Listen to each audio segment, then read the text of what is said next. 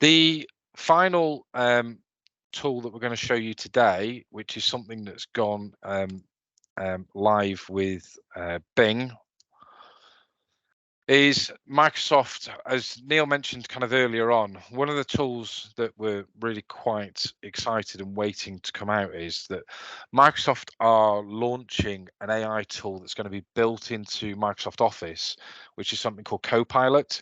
It was initially planned that it was going to be launched around now. It's now looking like it's going to be the end of next year into or moving into the beginning of 2024. But some of these tools and things like that we're showing you today look like they are going to be inbuilt within the kind of Microsoft Copilot, and things like some of the functionality was like in Otter AI. Is going to be part and kind of integrated in as part of like Microsoft Teams. So action points and creating minutes of meetings and agenda, and action points, etc., are all going to be kind of native within there. There is going to be an additional license fee for that, but that's certainly coming. One of the things that Microsoft have launched as part of Bing is this kind of image generation tool. So really similar to what we just showed you as part of Tome. But if you go to bing.com /create, and if you've not already got a Microsoft account, it's just going to ask you to create one. But this is a free tool that you can use to create images. And the only limitation is, again, you get a certain amount of credits that you can use. And the main thing is when it runs out, it's just going to take a little bit longer for it to generate an image for you. So if you're ever creating an article or putting a presentation together, or you want some imagery that you want to use on your website, you can use this tool to do it. And again, the only limitation that I found with this is really your imagination. And we can start to refine what that looks like. So as an example, if I want to create an image of a giraffe in a racing car, I can go and create this image.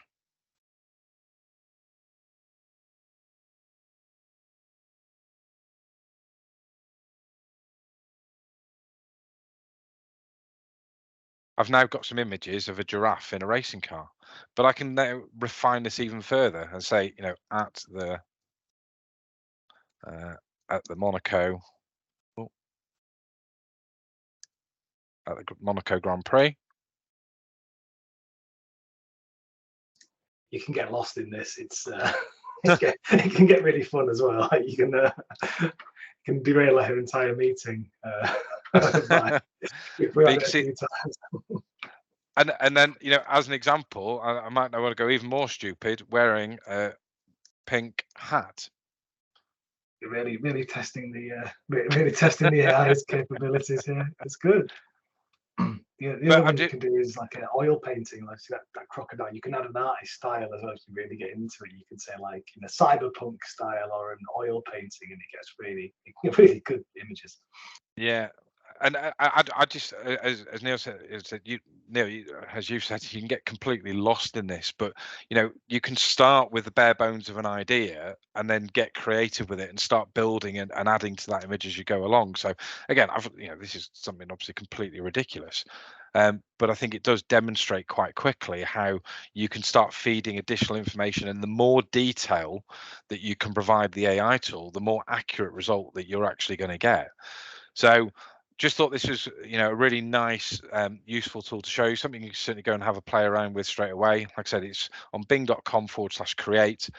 You can have a little bit of fun with it, but from a serious standpoint, is sometimes where you just need some imagery to bring an idea to life. It might be a presentation, it might be certainly in terms of supporting a presentation or a proposal or some detailed information. There's some really nice it doesn't need to be a giraffe wearing a pink hat in a racing car at the Monaco Grand Prix, but a really useful tool potentially to use. So that's the final tool that we're going to show you today.